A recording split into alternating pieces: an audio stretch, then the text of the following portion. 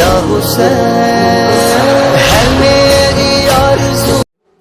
اور امام کے شاگردوں میں سے اکثریت وہ لوگ تھے جو امام کی امامت کے قائل نہیں تھے،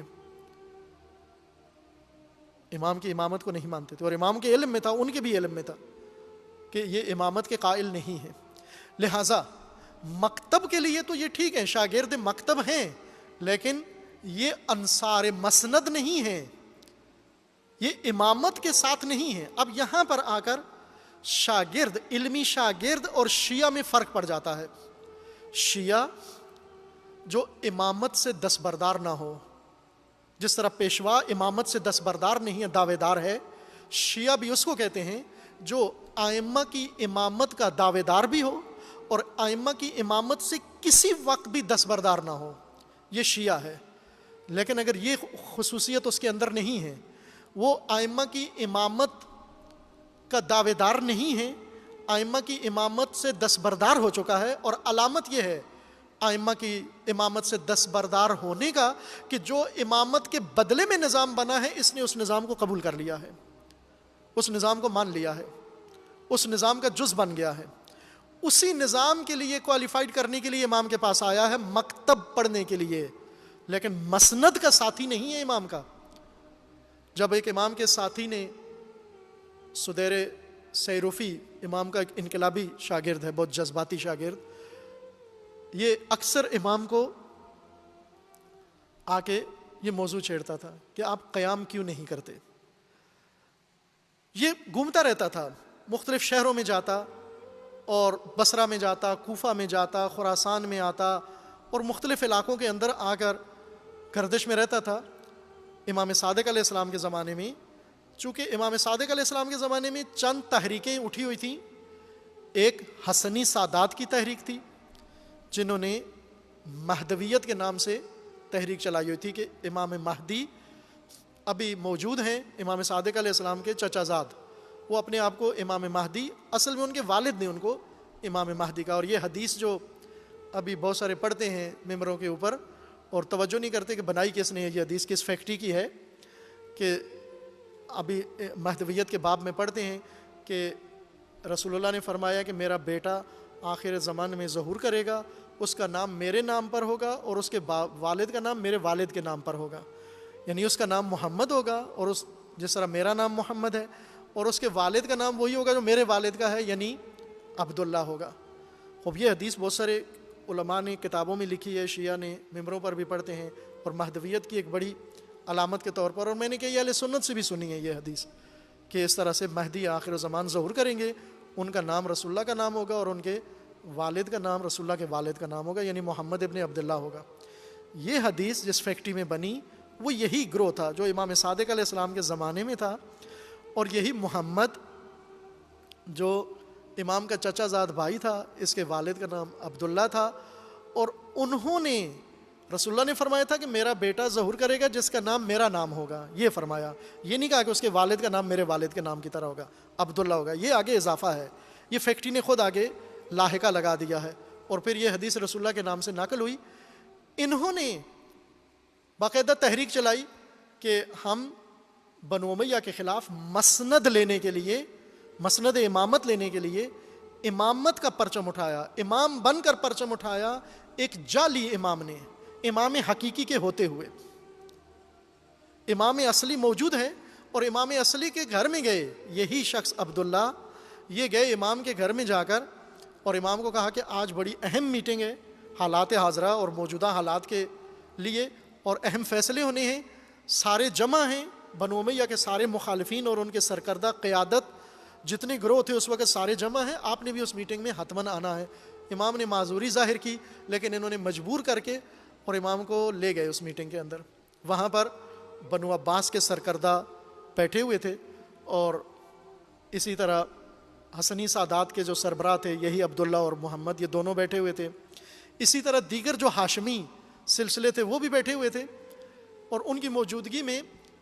تھوڑی سی ابتدائی سی گفتگو ہوئی، اور ابتدائی گفتگو کے بعد بیعت شروع ہو گئی کہ یہ محمد ابن عبداللہ ہے،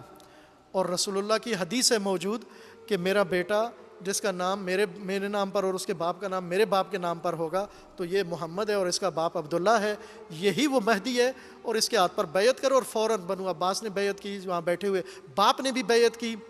پھر امام صادق علیہ السلام سے کہا کہ آپ بھی بیعت کریں۔ امام نے انہیں سمجھایا کہ یہ بے وقوفی ہے، یہ غلط کر رہے ہو تم، اور یہ تمہارے لیے بھی نقصان دہ اور سب کے لیے۔ اور پھر انہوں نے امام کا حتیٰ ہاتھ پکڑا، زبردستی ہاتھ پکڑ کے بیعت کرانا چاہ رہے تھے۔ تب امام نے پھر غصے میں، جذبات میں آ کر انہیں ڈانٹ کے اور پھر تنبیہ کی، سرزنش کی ان کی کہ نادانوں، احمقوں، معلوم نہیں ہے تم کیا کر رہے ہو؟ تم کس نے کہا ہے تمہیں یہ مہدی ہے؟ تمہیں اقتدار کی ہوس نے اندھا کر دیا ہے۔ اور کہا کہ یہ جو سامنے صفا، ابو العباس صفا بیٹھا ہوا تھا، اب بنو عباس کا بڑا لیڈر، جو ابھی بنو عباس کی حکومت نہیں بنی تھی، یہ اس زمانے کی بات ہے، اور وہ بیٹھا ہوا تھا، اور اس نے کہا کہ تو نے ابھی بیعت کی ہے، اس شخص نے تیرے ہاتھ پر بیعت کر لی ہے، اور میں تجھے بتاتا ہوں کہ یہی شخص تمہیں قتل بھی کرے گا، اسی کے ہاتھوں مارے بھی جاؤ گے تم۔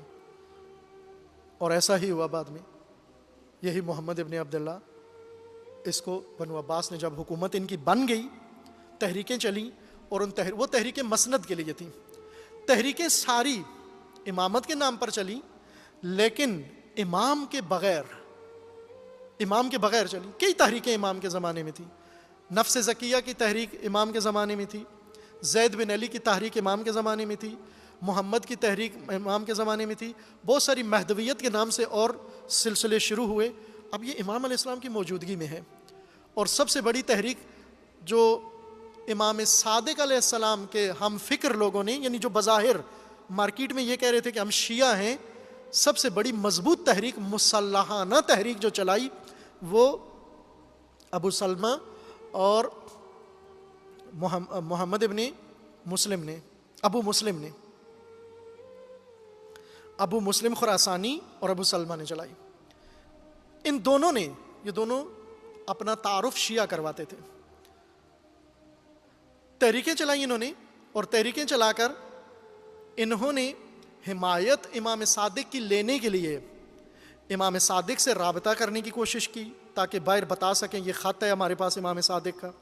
یہ آیا ہے۔ جہاں جاتے لوگ پوچھتے ان سے کہ امام صادق کی تائید ہے، تو وہ کہتے بالکل تائید ہے، ہم نمائندے ہیں امام صادق علیہ السلام کے، اور ان کے حکم پر یہ سب کچھ کر رہے ہیں۔ اور دوسری طرف سے بنو عباس کے ساتھ ان کی وفاداریاں تھیں، عہد معاہدہ تھا،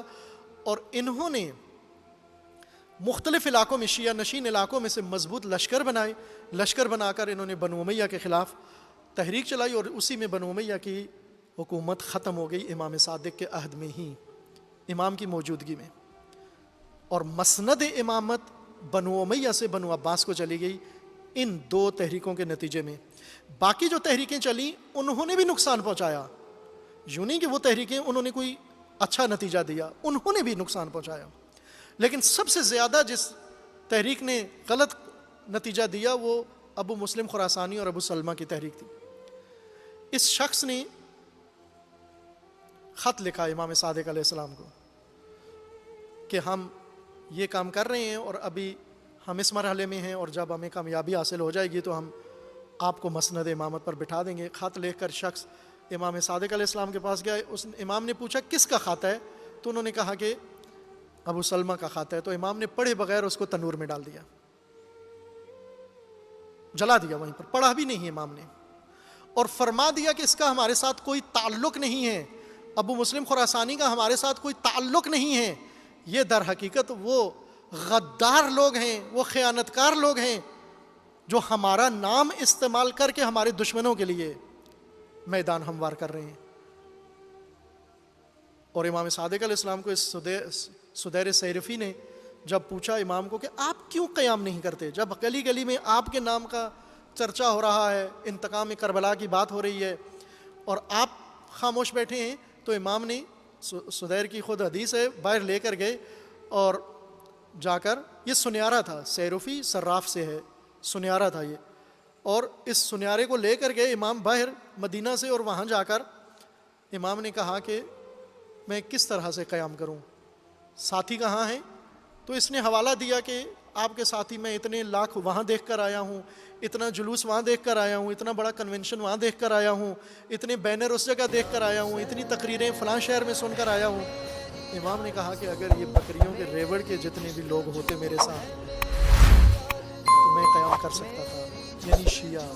ہے میرا آسرا